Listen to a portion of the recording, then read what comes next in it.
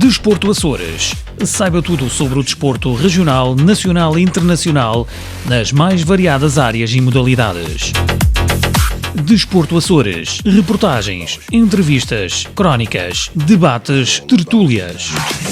Desporto Açores. Às segundas-feiras, a partir das 20 horas. Apresentação e produção de Pedro Sousa. Boa noite, bom dia e boa tarde a todos, conforme onde estejam-nos a ver e a ouvir. Temos aqui mais um programa de excelência. Trazemos aqui outro tema, num conteúdo sempre de informação e formação para quem nos está a ouvir, para a diáspora açoriana e portuguesa que nos está a ouvir também, trazer uma mensagem cá de Portugal, uma mensagem de conforto, mas também de conhecimento, partilha de conhecimento e de experiências, sabendo que hoje em direto temos nas nossas redes sociais, mas a partir da manhã na Rádio Diaspora Media Group dos Estados Unidos, Rádio Linha Horizonte, Rádio Lumena 107.1, 90.0, do Grupo Central, a Rádio Asas do Atlântico Canadá, Rádio Audiência para Lisboa, para o Porto, a Rádio Estádio sempre para Lisboa, para a Mídia Estados Unidos, também já quinta-feira da Português Channel e a televisão portuguesa Califórnia da Rádio Portugal Lusa. Estamos aqui a falar com o nosso convidado Gonçalo Trindade. Vamos falar um pouco das especialidades que tem, desde a fisiologia, da recuperação física,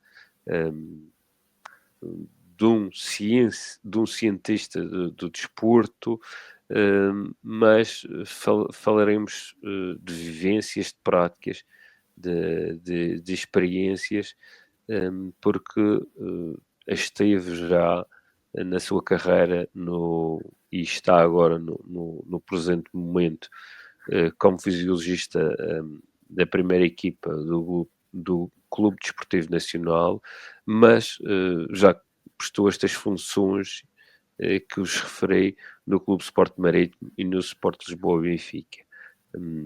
Agradecemos o convite, de ter aceito o convite do Gonçalo Trindade do nosso programa, e vamos dar seguimento ao programa com a primeira pergunta, que é praxe do programa: quem é Gonçalo Trindade no mundo do desporto, no futebol de alto rendimento. Portanto, queremos saber um pouco a história que está por trás do homem que está por trás do grande profissional que é o Gonçalo Trindade.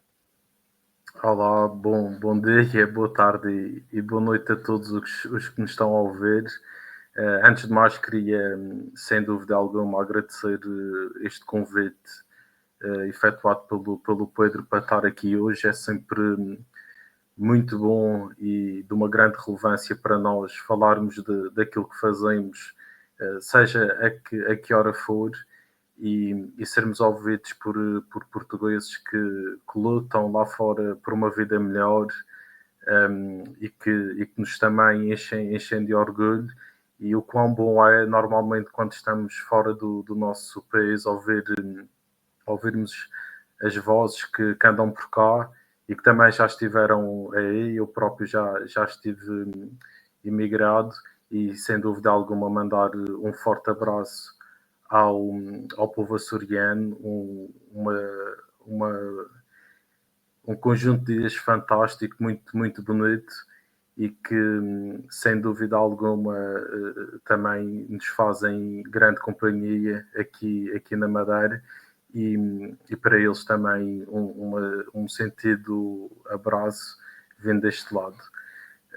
Sendo assim, eu sou o Gonçalo Trindade, é uma pessoa que sempre esteve ligada ao desporto, desde pequenino que fiz várias atividades desportivas, desde natação, futebol, ténis, ginástica, passei por várias modalidades, mas aquela que comecei inicialmente a desempenhar foi a natação, por motivos de saúde. Quando eu era mais novo tinha alguns problemas de bronquite e todo esse conjunto de coisas e então foi-me aconselhado começar a nadar e a partir daí desenvolvi um gosto muito grande pela modalidade, mas também obviamente que tinha algum jeito para o futebol e, e comecei a desenvolver as duas modalidades de forma conjunta.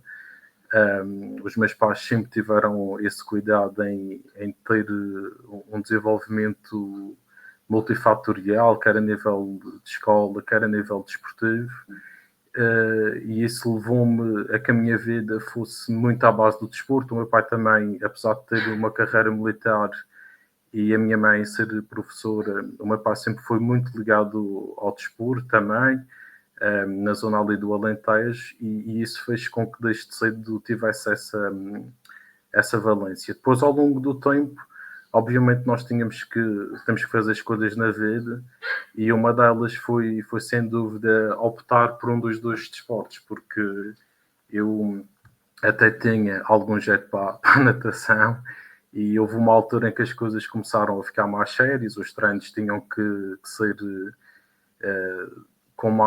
feitos com mais frequência e tive que optar. E optei pela natação, porque o futebol, os treinos eram um bocado tarde e então decidi optar por aí. E depois, a partir daqui, foi sempre um desenvolvimento na parte da natação, uma modalidade mais individual, mas foi aí que também começou a nascer o bicho, digamos assim, pela fisiologia, porque é uma modalidade em que esta componente também é muito, muito falada. Nós desde cedo começamos a ouvir os trabalhos em zonas aeróbias, A1, A2, todos esses termos mais complexos, e a partir daí comecei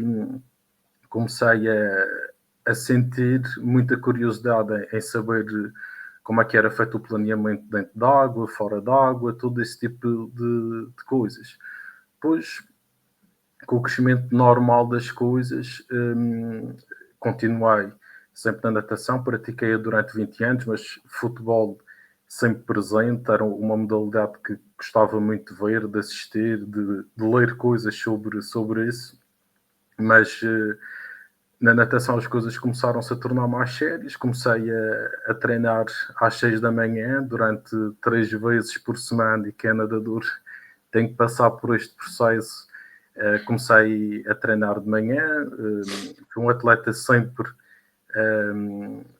a nível nacional, com boas provas, essencialmente a nível das provas coletivas, e fazia esse tipo de desporto e de modalidade de forma mais séria.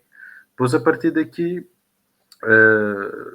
acompanhando com a escola, nasce aqui a vida académica, e obviamente tinha aqui para desporto, porque sempre foi aquilo que me fascinou durante toda a vida, desde da escola primária, que sempre tive muito jeito para a parte desportiva, no desporto escolar, que aqui na Madeira é algo que é muito acentuado.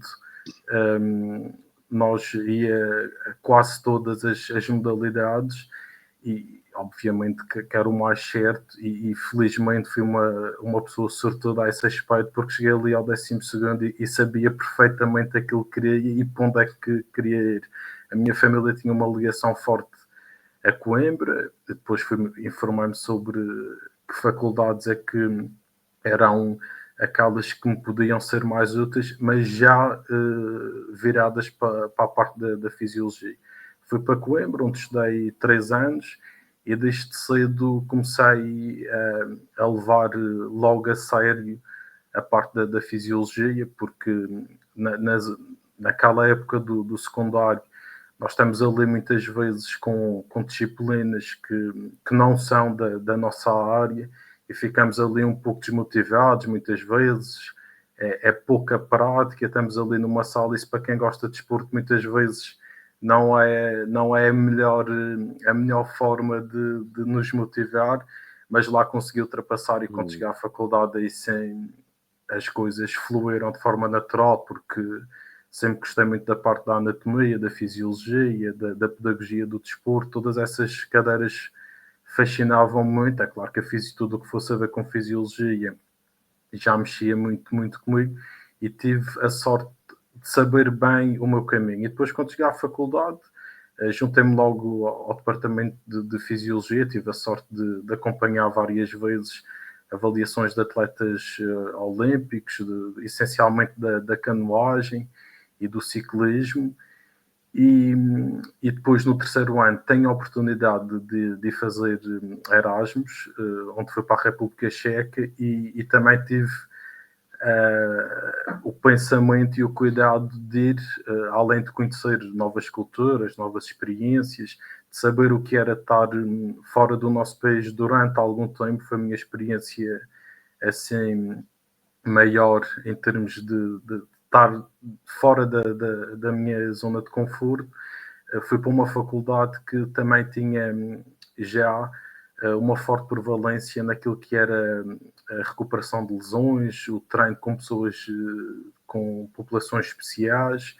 Era uma faculdade muito virada para essa vertente e já aí tive contacto com várias populações especiais, vários tipos de reabilitação, desde pessoas que tinham problemas visuais, auditivos, que tinham tido problemas como AVC, diabetes, e isso ajudou-me muito. Depois finalizei tudo isso e fui tirar o mestrado para a FMH, para a Faculdade de Motricidade Humana, em treino desportivo, onde mais uma vez sabia bem qual era o meu caminho e no mestrado as coisas ainda se aprofundam mais e nós aí é que temos a noção daquilo que se começa a aproximar o mercado de trabalho, o quão exigente é, e eu sempre quis trabalhar na área do futebol profissional, sempre foi um dos meus grandes objetivos e um dos meus grandes sonhos,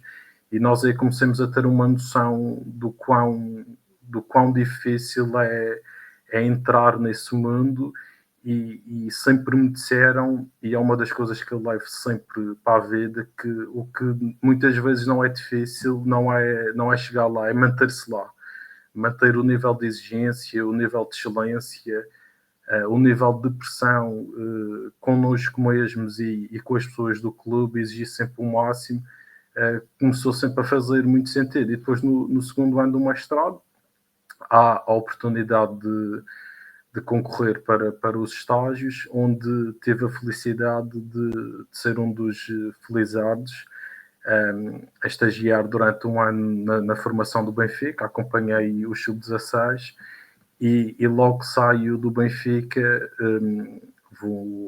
tenho um convite para ingressar no Marítimo, na altura com o Mr. Daniel Ramos, onde fizemos 2 épocas fantásticas. Depois acabei por sair e comecei a desenvolver um trabalho mais de forma individual com alguns atletas. Também tive na Associação Desportiva de Machique a potenciar e a tentar profissionalizar ao máximo aquela grande instituição que recentemente e hoje faz anos, por isso está de parabéns, faz 56 anos e ontem garantiu a manutenção. Exato, e foi um projeto que começou mais ou menos na altura em que nós estávamos lá, e fazia essas 2 vertentes durante 2 anos, e depois apareceu-me o convite do Nacional, que também foi uma coisa fantástica e excelente, porque permitiu-me basicamente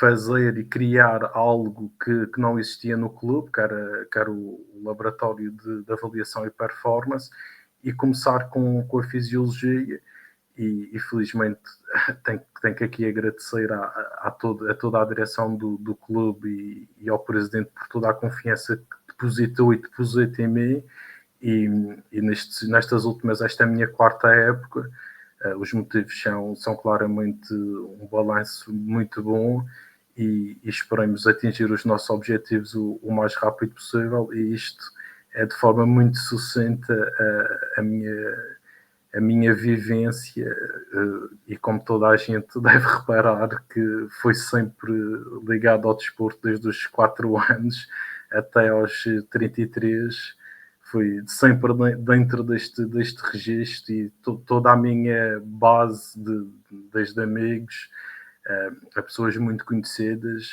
é dentro deste núcleo do desporto que nos traz tantos valores e nos ensina tanto durante a nossa vida. Muito bem, Gonçalo. Conseguimos perceber que estas ligações ao desporto e à família do futebol foram criadas desde muito cedo, e queria já aproveitar nesta conversa inicial em que tu falaste das questões que chegas até a fisiologia do esforço. A primeira questão que faço é: muitas das pessoas que falo, embora ouça e registre a opinião diferente das outras pessoas,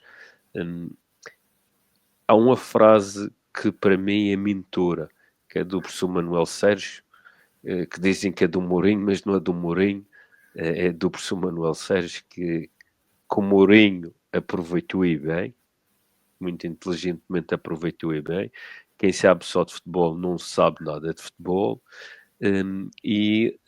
Verificamos que na tua experiência, tanto o enriquecimento tiveste fora do país como noutras modalidades diferentes no futebol, pelas tuas palavras, foram enriquecedoras para o teu percurso até aqui. Como é que podes explicar àquelas pessoas que veem só quem está no futebol e quem está no mundo do futebol e quem esteve sempre no futebol será um brilhante profissional, e quem está fora desse mundo terá muitas mais dificuldades em ser, até porque são à parte, num grupo de tesão, e é transversal à cultura que está desportiva, política, militar. Quanto mais diversidade tiver o grupo, melhor é a tomada de decisão, porque são muito mais prismas e muito mais áreas envolventes que podem melhorar a qualidade dessa decisão. Queria que me desse a tua opinião em relação a esta introdução que te fez. Eu acho que as pessoas seguem caminhos distintos e isso é factual.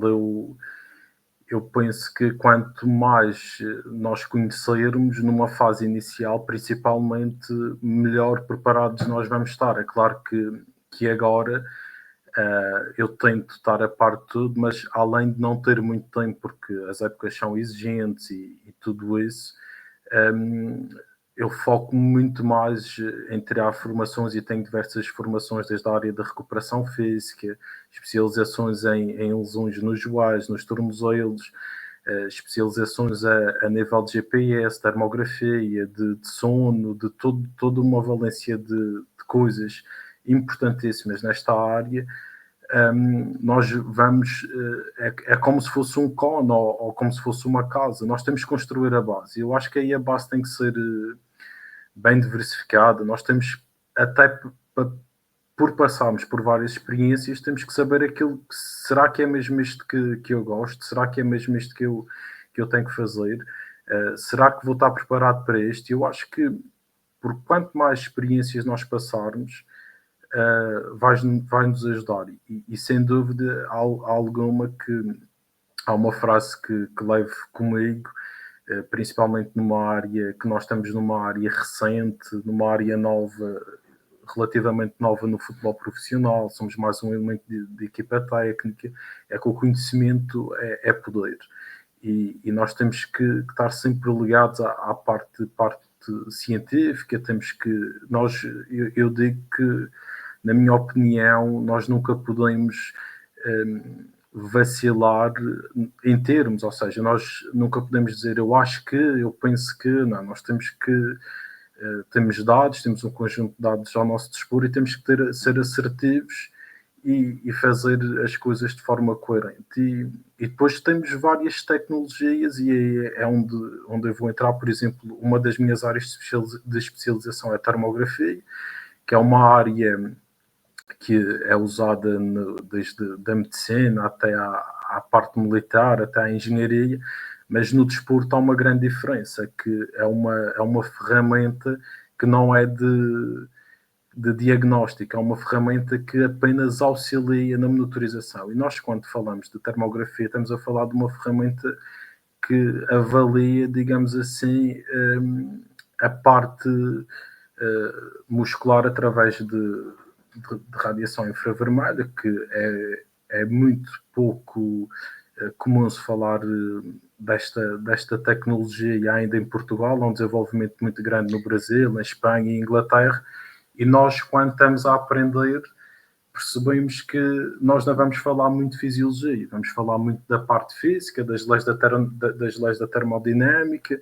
de toda essa panóplia de fatores que está fora, digamos assim, da nossa área de conforto. Por isso, eu acho que são caminhos. Há pessoas que se calhar só se querem focar numa área, há pessoas que se querem focar de forma abrangente e depois especializarem-se, mas aquilo que me diz é que quanto mais experiências nós tivermos, quanto mais vivências nós tivermos em diferentes zonas, em diferentes áreas da nossa vida, vamos estar bem preparados. E depois, quando nos tornamos profissionais num nível de topo, é claro que nós temos que puxar para nós aquilo que nós achamos que é importante e nunca descurar outras áreas. Por exemplo, eu gosto muito de ler sobre psicologia.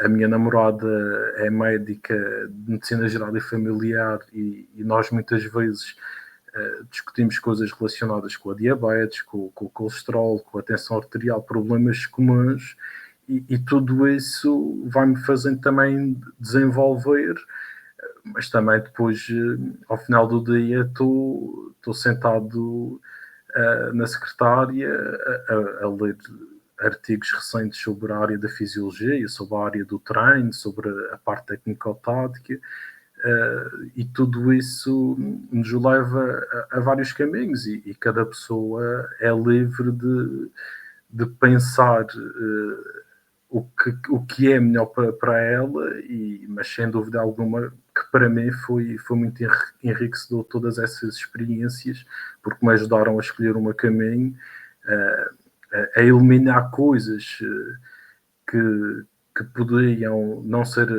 as que eu tinha mais jeito, porque no início eu também gostava muito da parte do treino individualizado, da parte do personal trainer,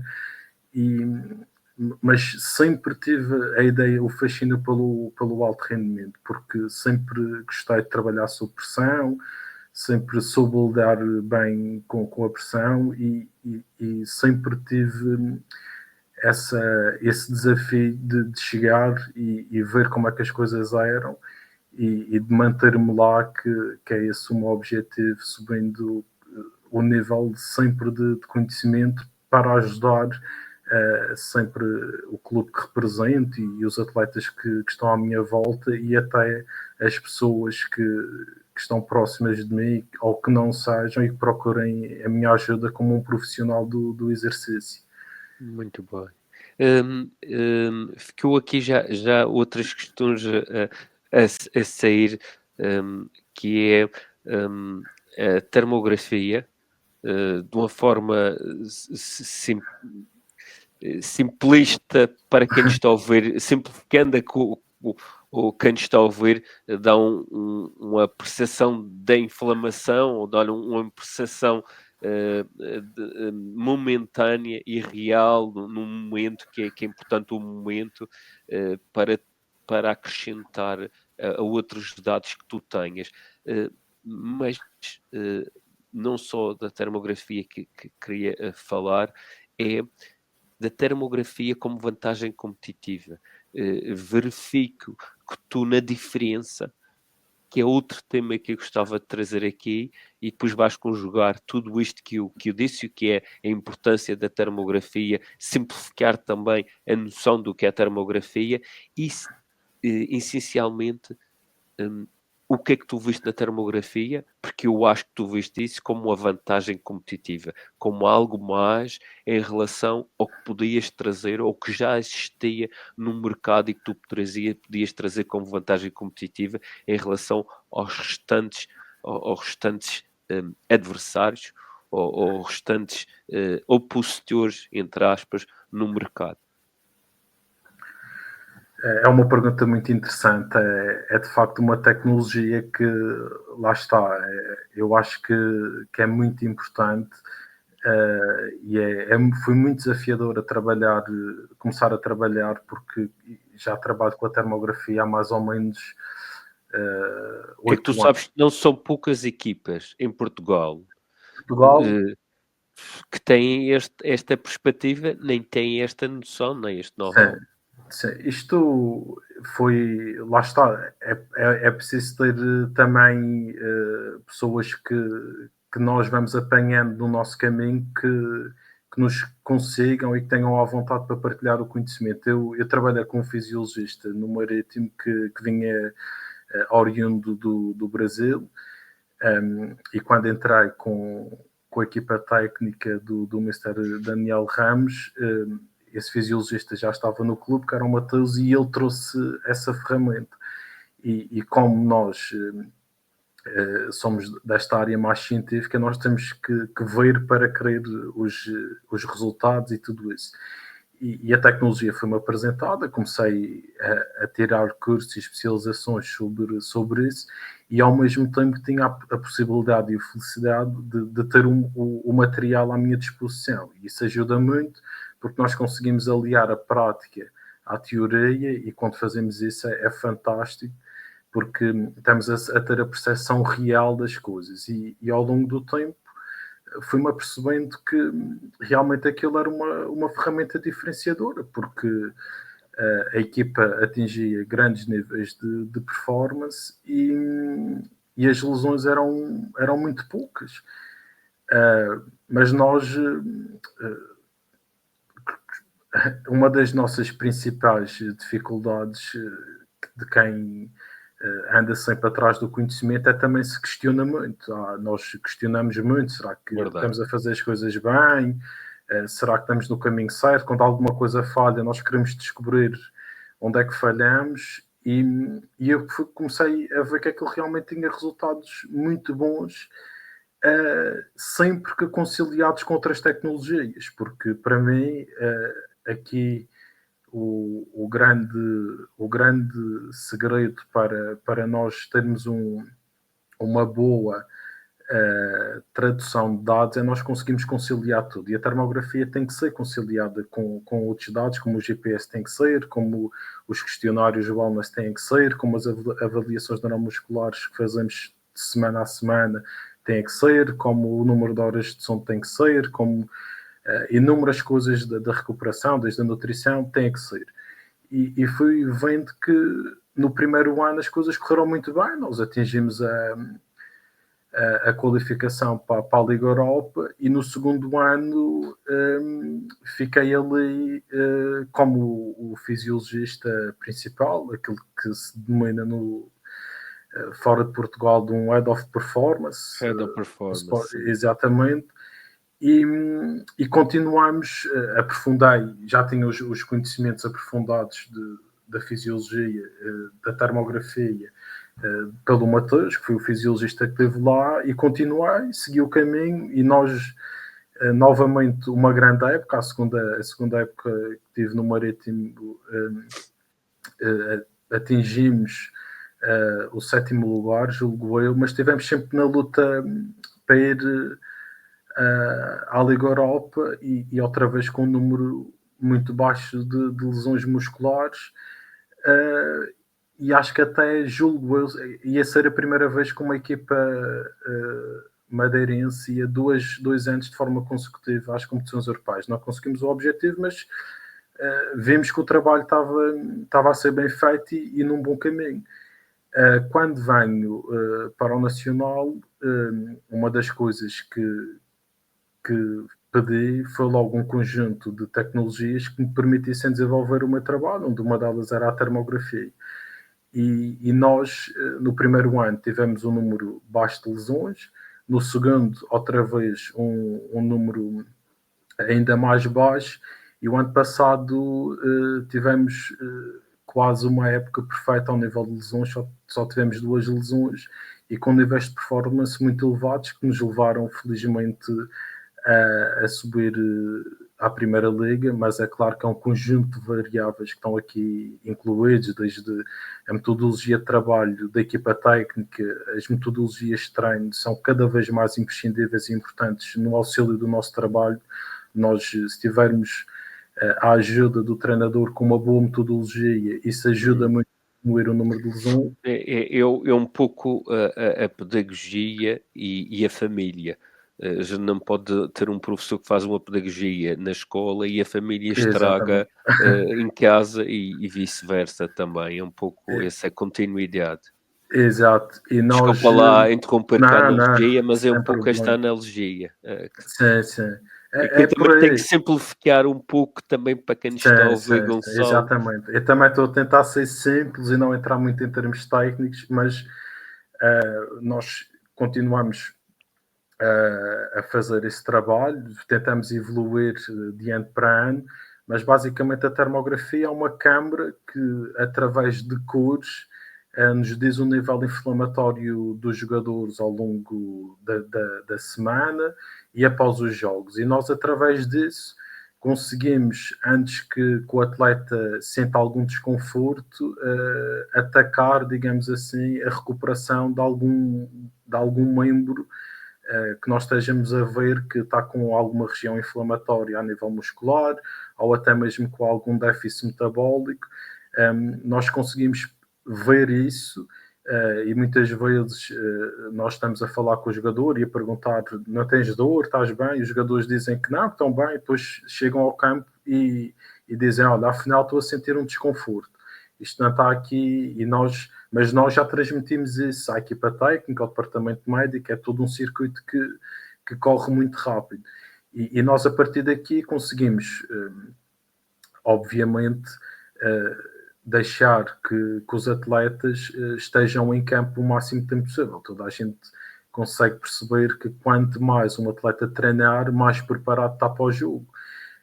E depois temos várias valências. A termografia serve desde a prevenção até à recuperação de lesões e ao seguimento dessas mesmas lesões quando nós estamos a recuperar os atletas. Os atletas, ao longo de um processo de recuperação, nós vamos fazendo essa monitorização e vamos vendo se as cargas que estamos a dar, como é que o atleta está a responder, como é que o atleta se está a comportar, se está cansado, se não está cansado, qual é a percepção dele, se a percepção de esforço dele, de fadiga, é coincidente com o nível de inflamação do atleta.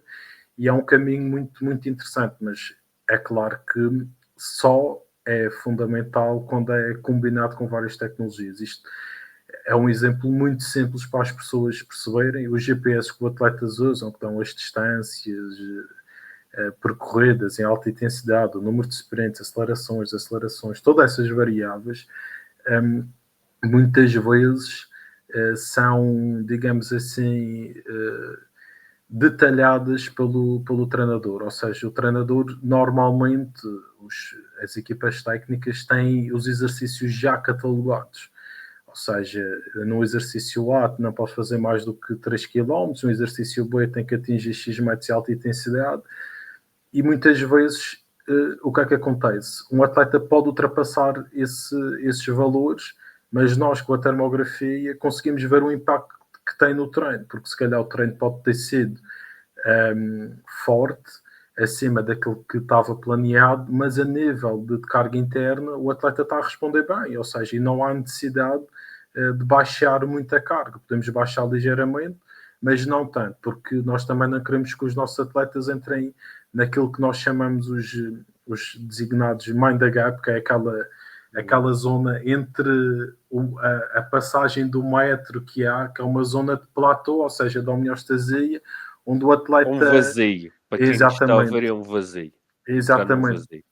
Onde o atleta nem tem picos de performance, nem tem lesões, mas anda ali, mas obviamente está muito mais perto de contrair uma lesão, porque não tem estímulos suficientes para obter rendimento.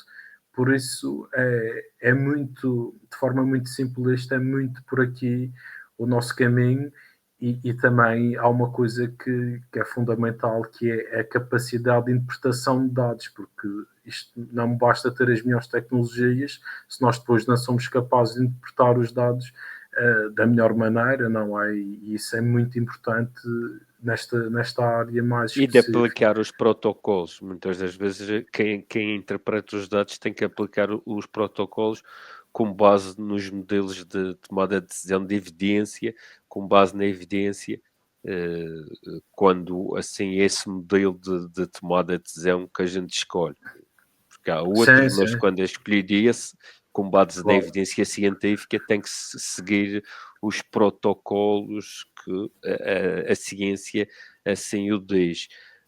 Em relação ao número de dados que tu falaste aqui, para quem não tem uma noção, falaste, e tu próprio dizes, as 3.000 métricas que tem que sair muitas das vezes e tens que gerir isso tudo. Portanto, o imensos dados, até porque já há ciência, já há prática, há experts a ajudar todos estes dados. Falamos agora no Big Data, nos machine learning e até na inteligência artificial para ajudar toda esta panóplia, esta multiplicidade de dados.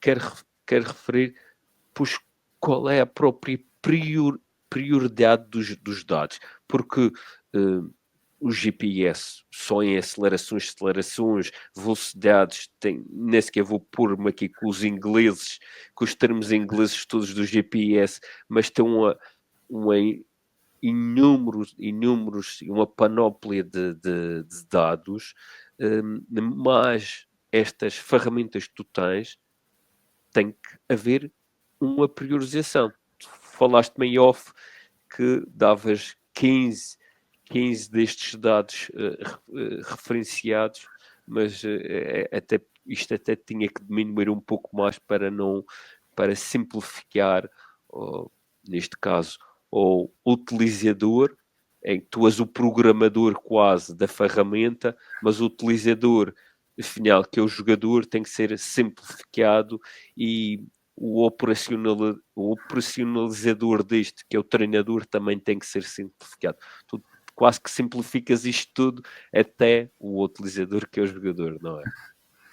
Sim, isso é uma das principais tarefas do nosso trabalho diário, é analisar dados, extraí-los da forma real, ou seja, os dados vêm em bruto, nós tratamos, cortamos os treinos, sabemos o tempo de exercícios e a partir daí geram-se inúmeras variáveis, cerca de 40 por jogador, desde carga interna, ou seja, a frequência cardíaca, a carga externa, ou seja, a parte locomotiva do atleta, e nós a partir daqui, nós enquanto departamento analisamos as variáveis que achamos que são mais importantes, que são um grande número, mas é claro que aqui a nossa função e a nossa estratégia, sem dúvida alguma, facilitar ao máximo a tarefa do treinador, e nós aqui também temos uma relação muito próxima com o preparador físico. É esse trabalho que faço com o Rui, que é o preparador físico do Mr. Tiago Margarido.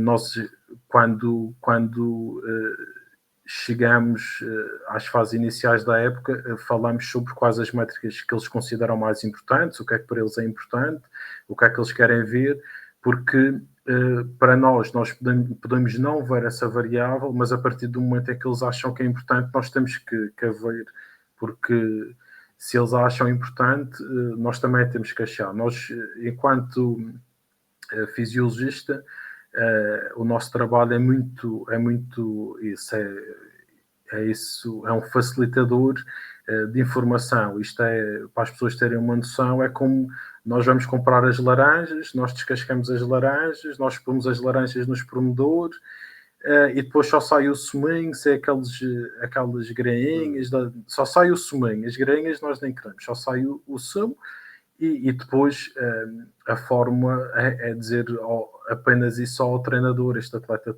precisa disto, este atleta precisa daquilo, este atleta... É só isso que sai. Por trás disso está uma análise muito grande, está uma análise muito complexa. Eu já trabalho no futebol profissional há 8 anos, e desde o início que tive que começar a também, lá está, como da parte da fisiologia, tive que ir um bocadinho para a parte da informática, de começar a tirar formações em Big Data, nas novas fórmulas que existem para acompanhar a tendência evolutiva do desporto, que é isso que vai acontecer. Nós temos já alguns exemplos disso.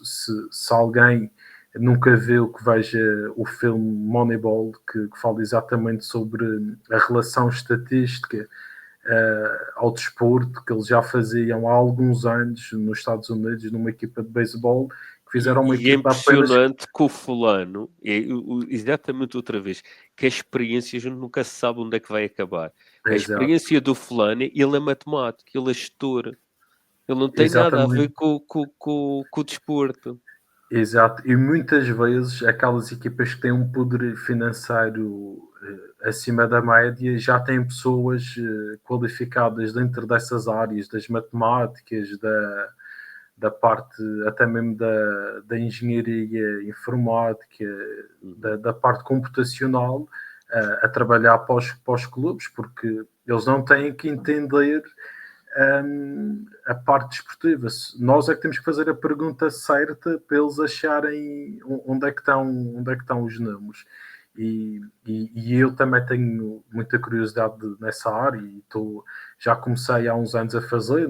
Eu fui criando os meus próprios algoritmos, as minhas próprias bases de dados, com a ajuda de vários profissionais ao longo do ano. Uma das pessoas que me ajudou mais foi o Narciso, que trabalhou comigo também, e que fomos desenvolvendo essas bases de dados. Depois vamos atualizando a cada ano, e durante estes anos eu posso chegar a um ponto deste ano a introduzir os dados e já ter dentro daquilo que eu priorizo, juntamente com a atual equipa técnica, que nós temos que ir nos adaptando e trabalhando em função das pessoas que nós temos à nossa frente. Vamos adaptando e vamos tirando resultados e evoluindo também com eles, mas sem dúvida alguma que esse é um trabalho que é um pouco aquele trabalho do back-office que ninguém vê e que nos tira algumas horas. A mim tirava muitas horas numa fase inicial. Eu, quando comecei há 8 anos com a termografia, demorava cerca de 1h30 a fazer as análises todas, e hoje em dia demora 20 minutos. Hoje em dia, antes do treino começar, todo o departamento médico e a equipa técnica já sabem o estado interno, ou seja, a carga interna dos jogadores, o nível de inflamação dos jogadores, o que é que se pode fazer, se algum jogador tem que ser gerido.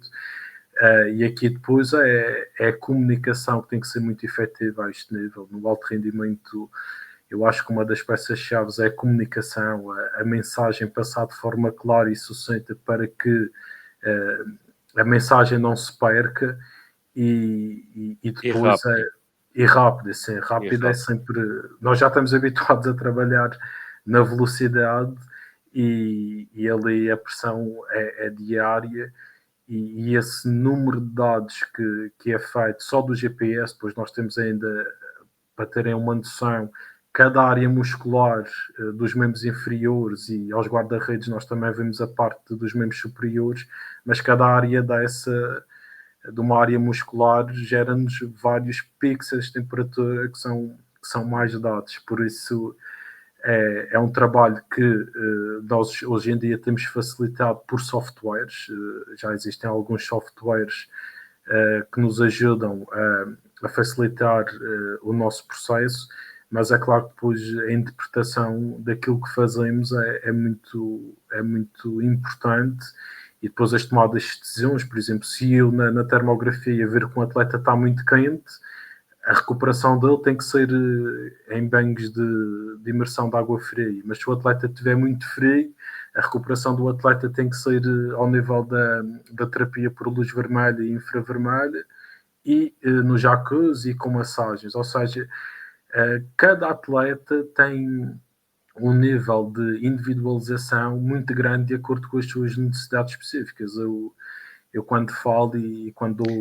Mas essa individualização vai desde o método de avaliação até o método de implementação, ou há um padrão coletivo no método de avaliação e depois individualizado no método de aplicação? É porque já vi várias formas de trabalhar. Sim. Nós trabalhamos de duas formas. Eu sempre fui habituado e sempre trabalhei com pessoas e sempre desenvolvi a ideia que a individualização é a chave. Ou seja, todos os atletas ali têm o seu plano de treino, que é feito a partir das avaliações dos famosos exames físicos de pré-época, e depois que vão sendo alteradas ao longo do ano, num trabalho que é realizado também com o preparador físico. Também Fazes um perfil fisiológico do atleta. Exatamente. E depois vais decorrendo durante o ano. Sim, mas nós temos a parte global, ou seja, nós partimos do global para o individual. Nós somos uma equipe. O futebol é feito de uma equipe. E nós primeiro temos que perceber o estado geral da equipe e depois partimos para a individualização, porque é assim que nós conseguimos tirar o máximo de rendimento dos atletas. E depois isto, hoje em dia, o futebol... Mas fica aqui a questão. O perfil geral de uma forma de uma soma das partes, ou numa questão geral em que eu faço como um coletivo, eu faço como um grosso, eu apanho o grosso do todo. Não sei se me estou a fazer entender. Sim. Nós é individualizar tudo. E depois somam as partes. Exatamente. Okay. Nós fazemos assim. É também uma das nossas orientações enquanto departamento, porque nós temos as nossas formas de trabalhar e depois adaptamos àquilo que cada equipa técnica quer especializar-se e quer fazer. Nós temos dias definidos para tudo, desde a termografia ao uso do GPS, ao a responder questionários, à parte nutricional. Temos tudo balanceado e registado, e depois estamos ali sempre com a equipa técnica a tentar produzir ao máximo a otimização da performance dos nossos jogadores. E é muito isto. Hoje em dia, como estava a dizer, o futebol atingiu um nível...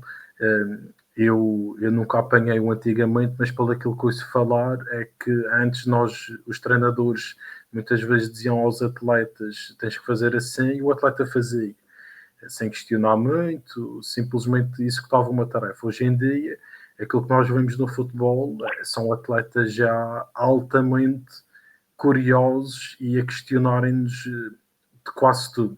Os atletas, nós dizemos que tens que fazer 5 minutos de banho de água fria, eles perguntam porquê.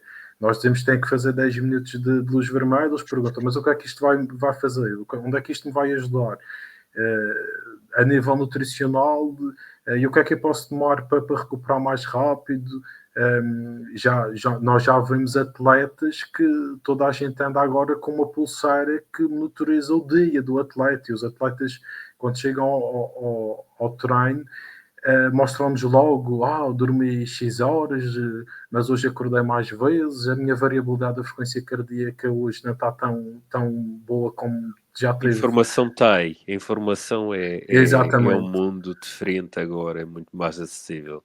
É um mundo completamente à parte e isto leva-nos, lá está, que nós todos os dias tenhamos que responder e temos que estar preparados para isso, porque uma das coisas que eu considero fundamental nesta área é o nível de confiança estabelecido pelos atletas e nós, na fisiologia, obviamente também temos que mostrar resultados, o treinador Vocês tem que fazem ganhar tipo um fact-checking, que é sim, importante, porque sim, o ir para um conhecimento que pode ser nefasto ou a desinformação ou a malformação ou mal informação pode levá-los também para um desvio daquilo que é aquilo que sim, vocês sim, pretendem. sim.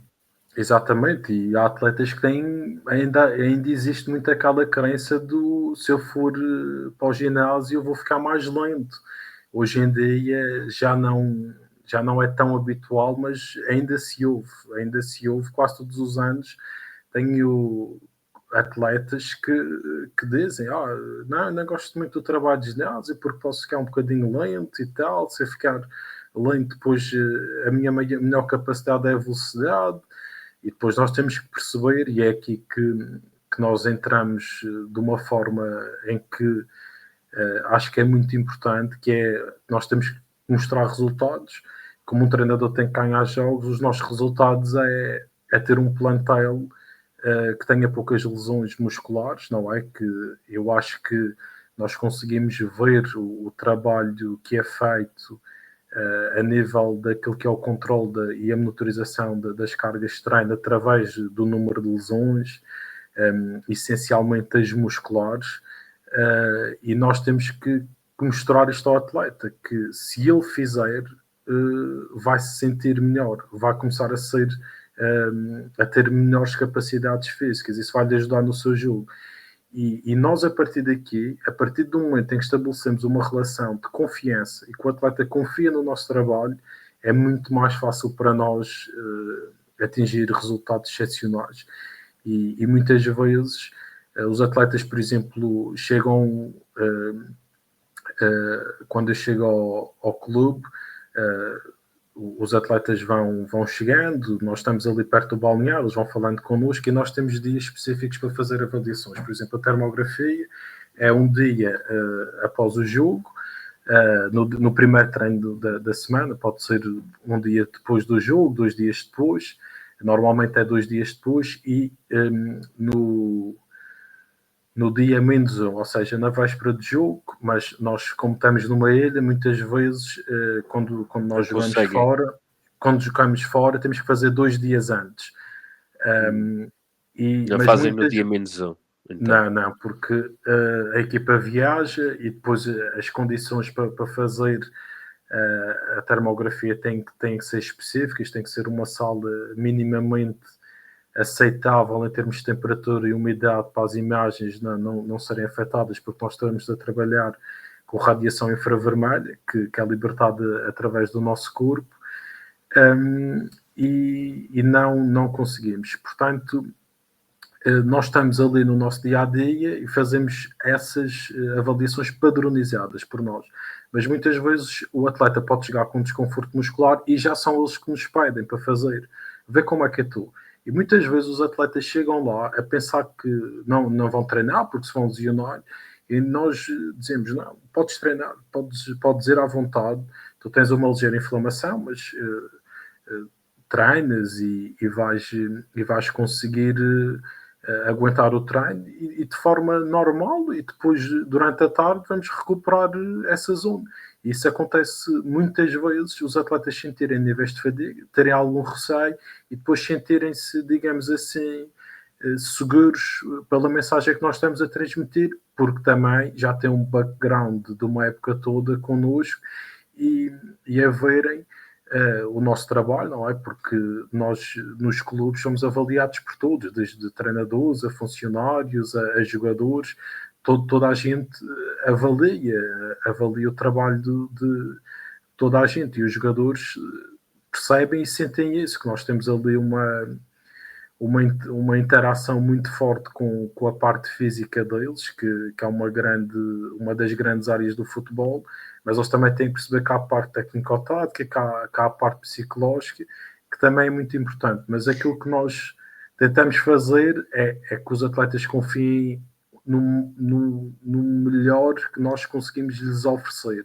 E a partir daí é muito mais fácil trabalhar com eles no ginásio, a nível das recuperações, e depois mostrar-lhes os resultados deles, que eu acho que isso é fundamental. Diz, vejo, olha, tu antes não recuperavas tão bem, a partir do momento em que começaste a fazer isto, a utilizar esta estratégia, que nós conseguimos chegar lá à equipa, com o departamento médico, com a equipa técnica, com o nutricionista, agora estás muito melhor a recuperar. Ele, sim, eu realmente sinto que estou mais recuperado, sinto que estou a evoluir cada vez mais, e isso é muito importante para nós, e é a nossa vitória diária, e aos fins de semana também, mas a nossa vitória, tal como nós queremos que seja no jogo, mas na fisiologia, uma das nossas vitórias é que os atletas sintam essa confiança e sintam que o nosso trabalho é importante e que estamos ali para ajudá-los, e depois é tudo uma corrente. Nós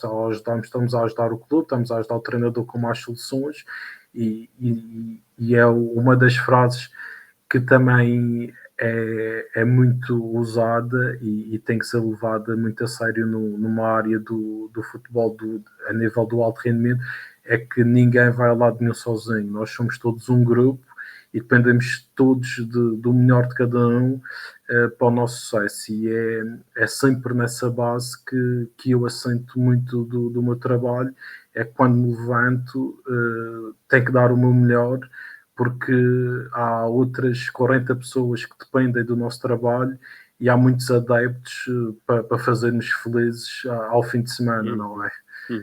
Isto, o alto rendimento, e quando falamos de um clube, podemos falar do atleta a representar um país, ou é uma equipa sempre que multidisciplinar, cada vez mais no alto rendimento por trás, que tem mesmo que trabalhar para um fim comum, para um objetivo comum. Mas eu achei interessante, Gonçalo, quando falaste sobre esta confiança, da parte mental que vocês deixam no atleta, que é a segurança que ele tem depois, porque a insegurança pode provocar riscos desnecessários em determinados momentos. E uma pessoa, quando vai segura, isto é na psicologia, quando tu vais seguro para qualquer situação, tu não crias riscos para ti. Portanto, não apresentas um cenário visual, na tua visualização de risco, não te passa pela mente a criação de um momento de risco. E essa confiança que depois dá segurança, acho que tu mencionaste aqui, e bem, dá este cenário de segurança fundamental para fazer o jogador, para fazer o seu trabalho, e para o treinador transmitir sem haver, de alguma forma, alguma resistência por parte do atleta em relação a esse trabalho. Eu queria-te colocar esta situação que sempre coloquei a mim próprio, também um pouco envolvido nestas áreas e nestas ciências, com as formações que tive e as experiências que tive nas várias áreas. Uma que me apraz muito é a metodologia, metodólogo.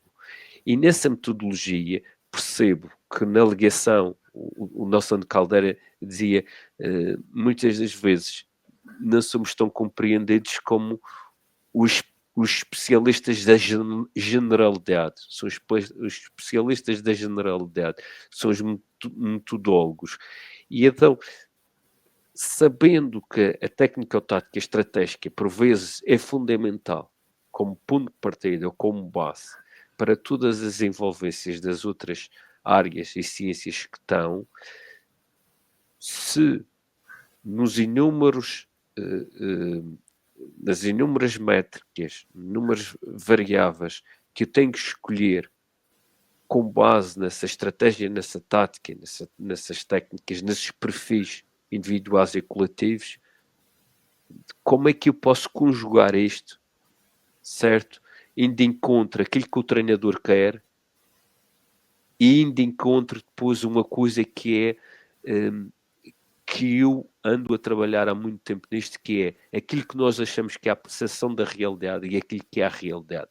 Porque nós podemos, na percepção de realidade, querermos uma coisa, muito uma coisa, que não é a realidade, mas queremos muito aquela realidade, mas não existe, porque um jogador que tem limitações físicas na velocidade vai ser um jogador que um extremo vai jogar mais interior, mais toque de bola, mais bola no pé do que bola a velocidade, portanto uma métrica, e este ponto na fisiologia, uma métrica da velocidade, da aceleração e desaceleração, não sei se vai ser tão preponderante como da resistência.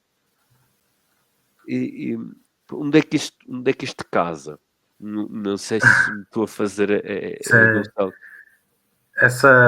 Essa parte da metodologia é muito interessante e eu felizmente tive a sorte de ter um orientador que é uma das pessoas que também me ajudou muito nesta área, que é o professor Oscar Tus, que ele é exatamente Exato.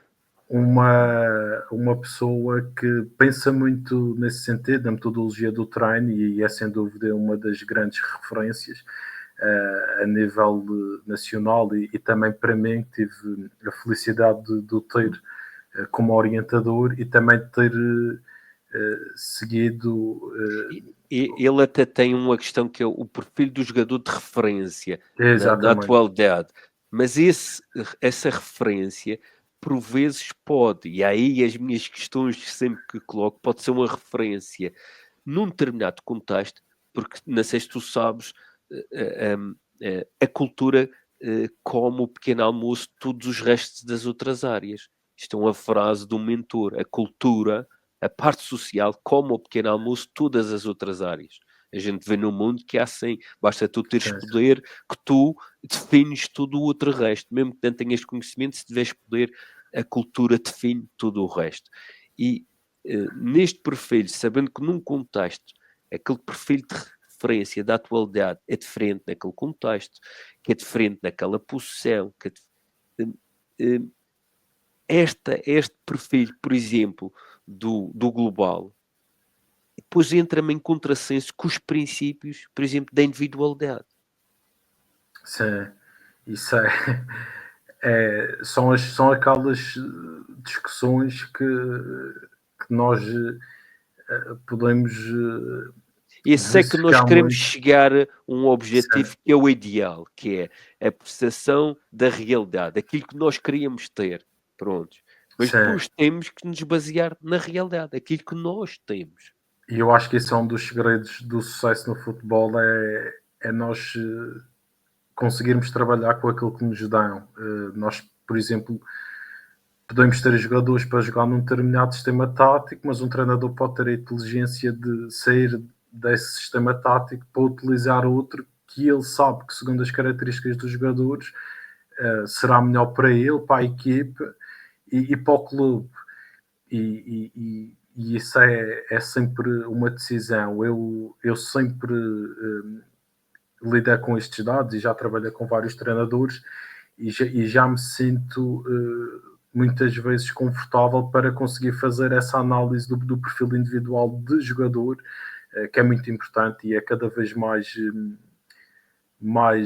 individualizada e nós temos que estar atentos até às próprias regras do jogo, porque se aquela regra do fora de jogo for aprovada, os centrais vão ter que mudar um bocadinho o seu perfil, porque vão ter que ter mais capacidade acelerativa, vão ter que ter velocidades máximas maiores e para vocês entenderem como uma simples regra do fora de jogo pode mudar toda uma forma estruturada de trabalhar até aqui há muitos anos que era normal, mas se calhar os centrais vão ter que ter a nível físico outro tipo de trabalho ao longo do ano e aquilo que, por exemplo, que o GPS nos diz é que têm que ser jogadores mais do ponto de vista fisiológico, mais possantes, com capacidades de, digamos assim, de uma linguagem muito simples, de saltar alto,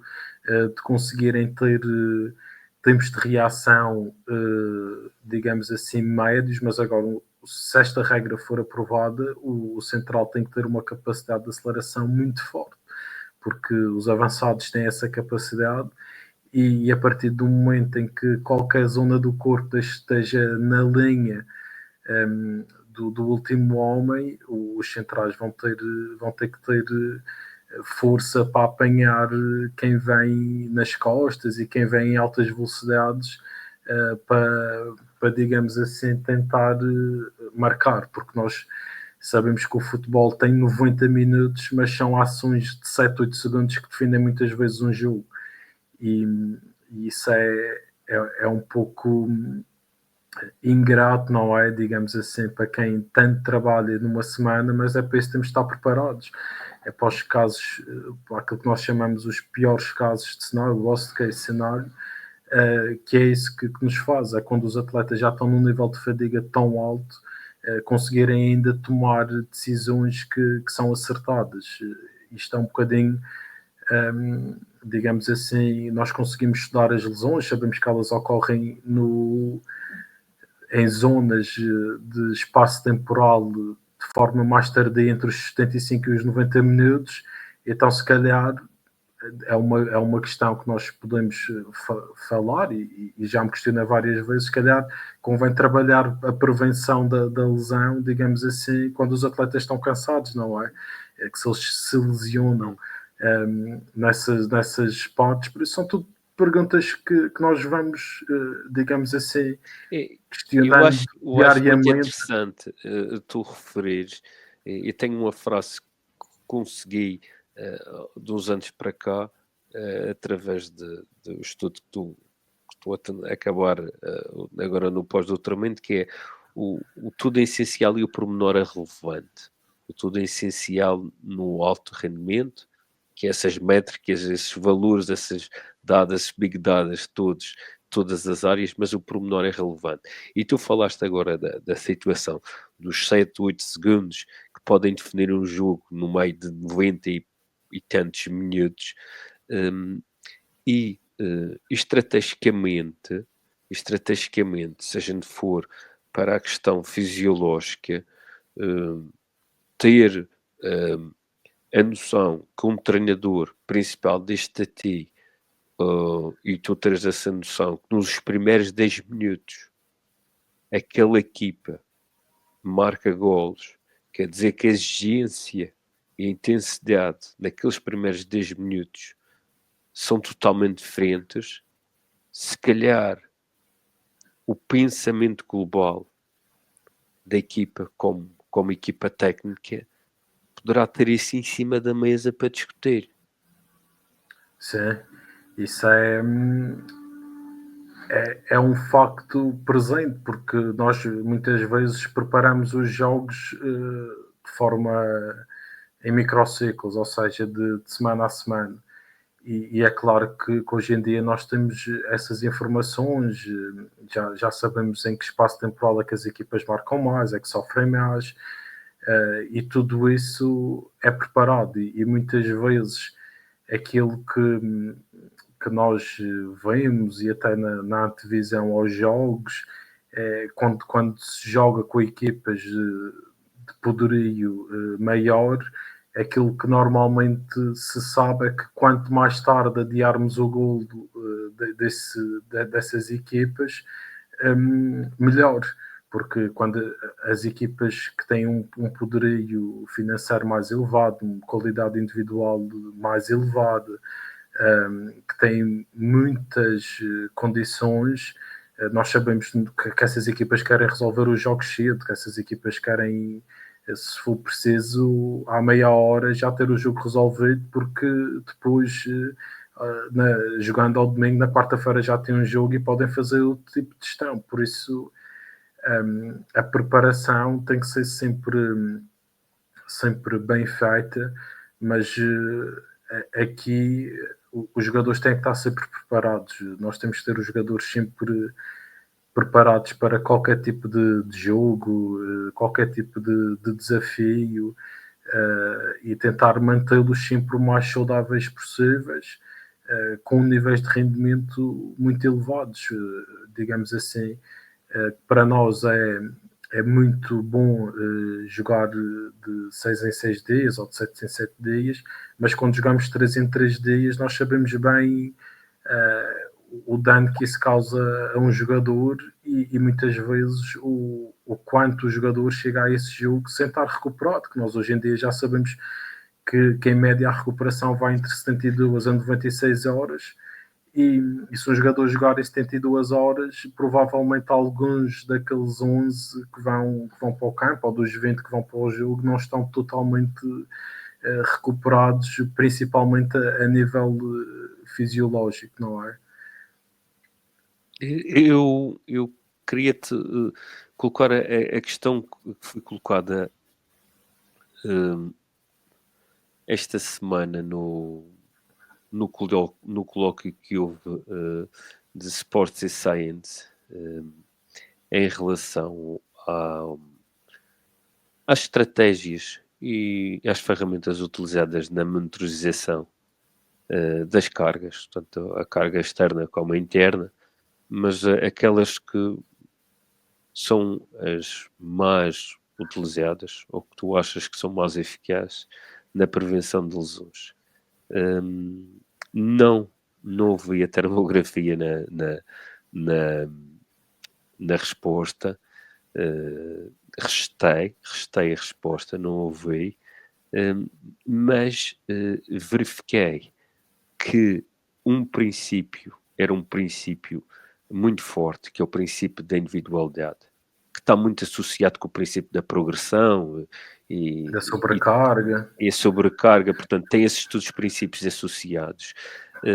Mas verifiquei também que o método, pela evidência científica, o método de tomada de decisão a seguir para o planeamento ou para a implementação, ou mesmo para a recuperação, e a própria recolha, interpretação dos dados, esse método de evidência científica, no final, o professor não teve essa noção, mas deu outro método, que é algo que eu estudo agora, que é os métodos de tomada de decisão do treinador, deu-lhe outro método, que é um método utilizado por todos nós e é muito utilizado na justiça, que é um método do bom senso. Ou seja, bom sensos, que é, de alguma forma, a interpretação analítica e empírica que nós temos através de referências ou familiares, isto é, os valores dos teus pais, referências de uma pessoa que tu identificas como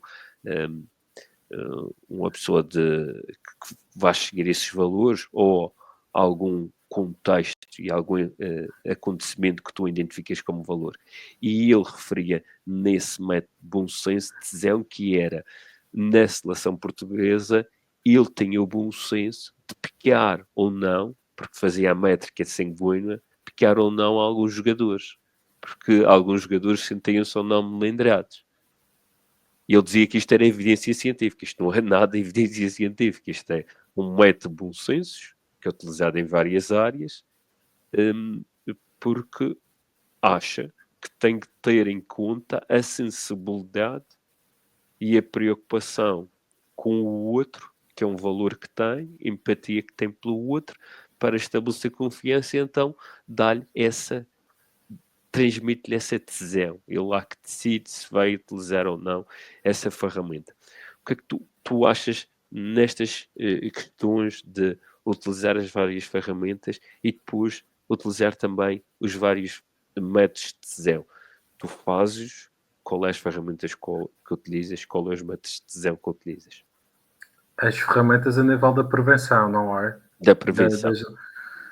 Nós, ao nível da prevenção, o primeiro método que utilizamos assim que os atletas chegam ao estádio é um questionário. Nós temos um questionário com algumas perguntas e à medida Bem-estar, que wellness, várias perguntas desde como é que eles dormiram, o nível de stress, porque nós sabemos que a hormona do cortisol não é benéfica para a performance dos nossos atletas, como é que eles estão a nível de stress, estão com algum desconforto muscular,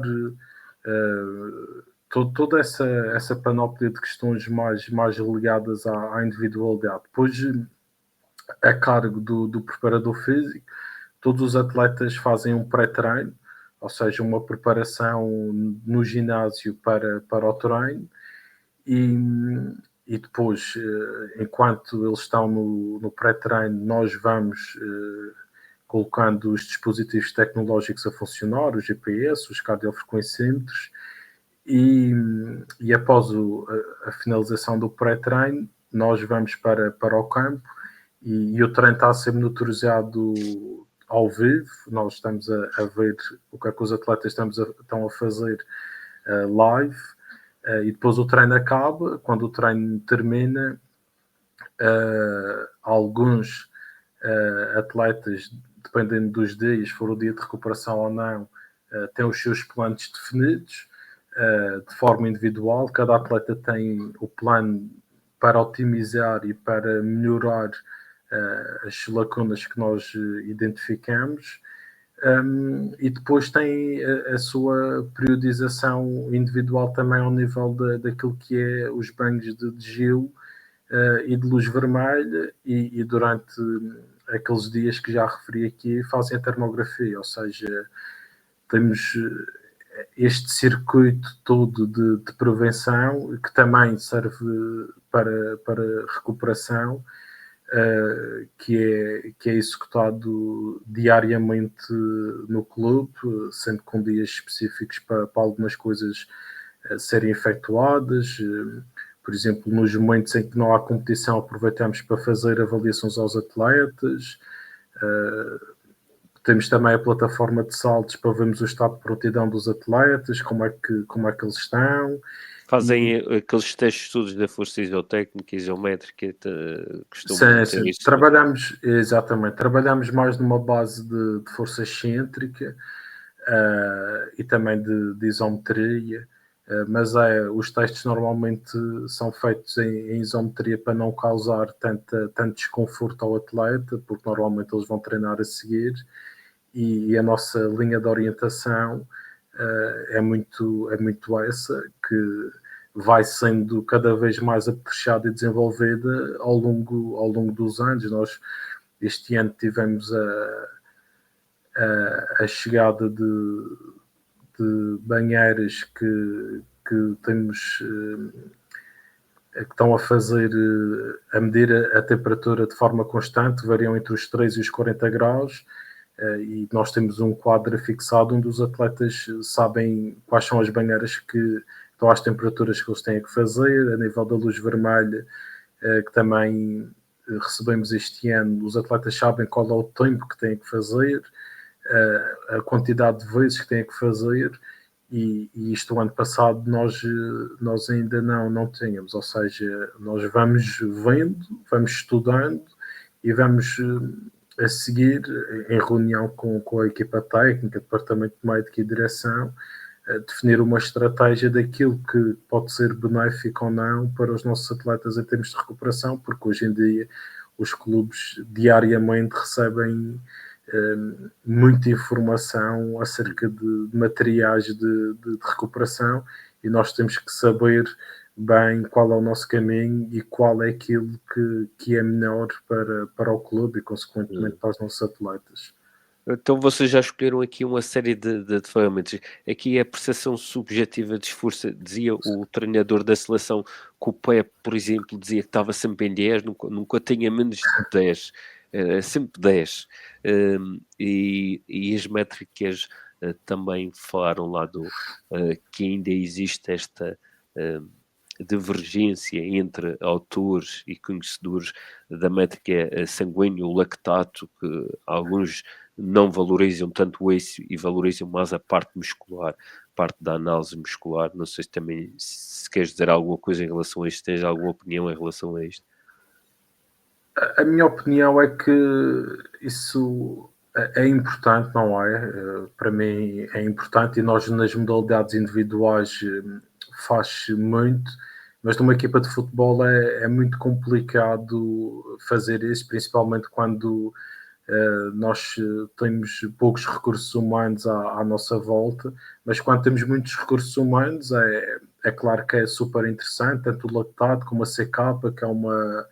uma exato, é muito importante no futebol. Mas a CK eu acho que dizem que fazem, é muito mais rápido de fazer a CK. Sim, sim, é muito mais rápido de fazer, muito mais. Eu já tive num clube onde fazia a CK, mas tinha outra pessoa comigo, éramos dois fisiologistas, por isso conseguíamos dividir entre um a fazer a CK, outro a fazer as imagens de termografia, e é relativamente rápido e também nos dá informações muito, muito importantes. Por isso, isto tudo, na minha opinião, tem a ver com aquilo que existe, com os recursos humanos que existem e com a quantidade de tempo que nós temos para realizar essas avaliações. Nós não podemos um treino estar a começar às 10 e às 7 da manhã estarmos a avaliar atletas.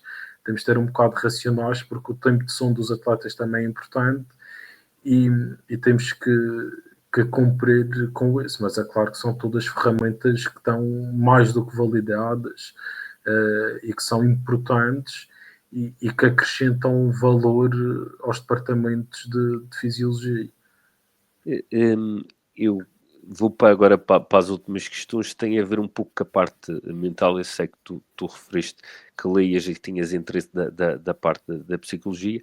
Eu li também alguns temas associados à fisiologia da parte da psicologia e sei que existe esta monitorização do bem-estar, do questionário do bem-estar que toda a gente faz e, embora numa questão mais genérica, na parte de psicologia, porque é o mundo, porque na parte da psicologia tu tens, como a fisiologia, tens imensas métricas para usar a mesma linguagem que influenciam o atleta. E nisto queria voltar àquilo que é o princípio da individualização, da individualidade, que referi já em relação à parte do retirar, portanto, as análises sanguíneas, aquele exemplo que eu dei, vê-se também na criptoterapias, que são alguns atletas são mais sensíveis a isso e outros menos sensíveis. Como é que adaptamos esta sensibilidade ou não adaptamos? Queria saber a tua opinião em relação a esta individualização, não só fisiológica, mas daquilo que eu tenho conhecimento também, uma individualização muito importante a nível psicológica e que podemos dividir também a nível cognitivo. Como é que tu vês, portanto, esta situação a se combinar? Como eu tinha-te referido, os dois modelos de tomada de decisão são muito importantes e, por vezes, que ajudava-te mais, isto dito pelo treinador, pelo fisiologista da equipa principal da seleção, no final de contas, o seu bom senso é que vai prevalecer aquilo que ele se calhar precisava, que era um dado fisiológico que lhe dava muito mais base em relação exatamente à individualização psicológica, o bem-estar do atleta. Qual é a tua opinião sobre isto? Nós temos sempre um trabalho de complexidade grande nesse tipo de áreas, porque a parte psicológica é muito abrangente, mas tem que a certeza que que a parte também de a ver com essas tomadas de decisão é um sistema complexo muito grande. E isto, nós na nossa área, muitas vezes temos que tentar saber um pouco mais sobre a área da psicologia, porque muitas vezes, e nós temos essas cadeiras de psicologia do desporto na faculdade, os atletas passam muitas vezes por alguns problemas, principalmente quando se lesionam. Um jogador que esteja muito bem no campeonato, que esteja a fazer grandes exibições, que está a ajudar o clube e que está-se a promover individualmente, e que está com boas performances, que é influente e de repente se lesiona, como vocês devem imaginar, o atleta tem uma quebra psicológica muito grande.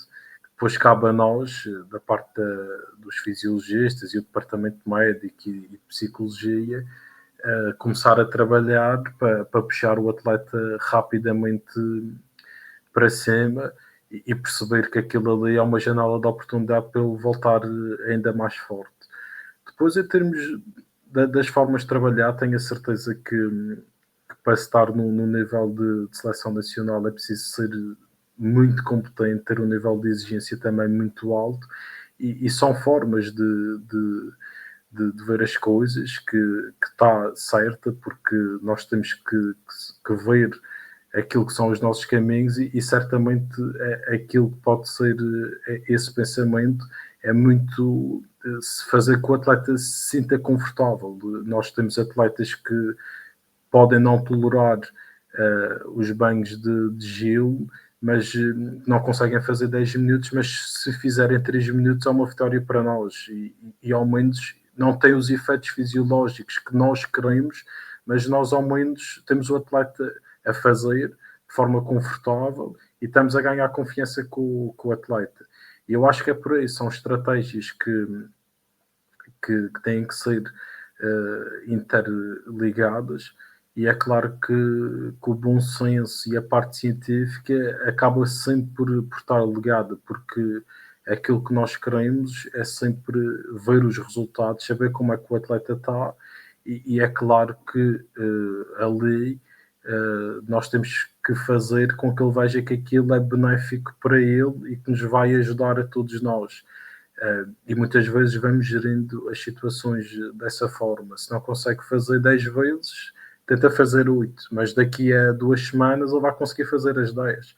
E nós, muitas vezes, é esse o nosso caminho, a não ser que o atleta tenha algum problema. Já tive um atleta que era alérgico ao gelo e fazia o gelo, mesmo com temperaturas muito frias, tinha uma reação alérgica que fazia.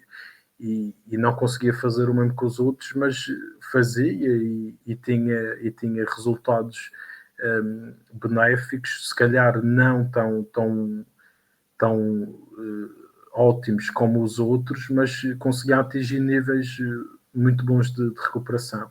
E por isso entramos aqui sempre numa lógica de facilitação, de tentar que o atleta se sinta o mais confortável possível connosco, que se sinta a fazer as coisas de forma a que perceba que nós estamos ali para ajudá-lo e consequentemente a ajudar todo um clube. E depois, em termos de tomadas de decisão, aí é uma área altamente complexa, que entra, digamos assim, na mente de cada um, e nós, no jogo, as decisões que temos que tomar são tudo influenciadas por 21 jogadores que estão no campo, e quando nós temos a bola temos que tomar uma decisão conforme as nossas variáveis, todas ali à nossa volta, tanto internas como externas, e acredito que essa área seja complicada para assimilar processos e até de ser estudada, não é? Porque não é fácil ter tanta certeza daquilo que estamos a fazer, porque cada um passa pela sua cabeça, digamos assim. Eu considero até que na parte da fisiologia o stress mental, cognitivo, possa ser avaliado mas o stress emocional tem análise e tem protocolos que os psicólogos sabem e que são balizados muito por eles, e já vi estudos onde as pessoas envolviam-se nessas áreas da motivação, da ansiedade, de resiliências, e confiança até, e autoconsciência, uma série de termos e de aplicações a nível emocional e cognitivo que é preciso ter um certo cuidado por causa das contraindicações e ser contraproducente se não soubermos realizá-las, pode ser contraproducente. Eu podia falar aqui muito mais coisas contigo, porque eu sei que tens aí uma enciclopédia, falamos aqui de tanta coisa, podíamos falar do trimming, do VO2 Boss, dessas situações todas, mas portanto amanhã é um dia de trabalho, um novo dia. Mais um dia.